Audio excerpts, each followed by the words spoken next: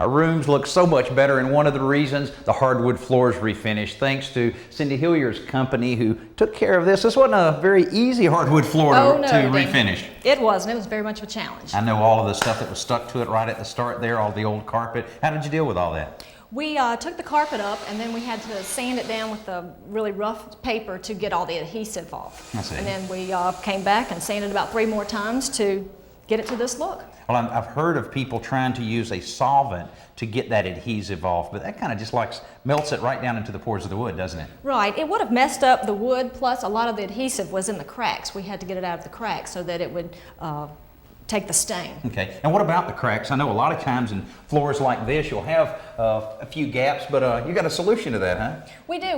What we did was we sanded the floor and got some of the pine dust off of it and mixed it with the lacquer sealer and troweled it all over the whole floor, which filled all the cracks so it would stain the same as the wood. And then we sanded and put the sealer on. Now I know that you do a lot of refinishing of hardwood floors. What do you recommend to homeowners? A semi-gloss or a high gloss or flat? What's the best? Well, I like the semi-gloss. It gives them a little bit of shine, and that's what we used here.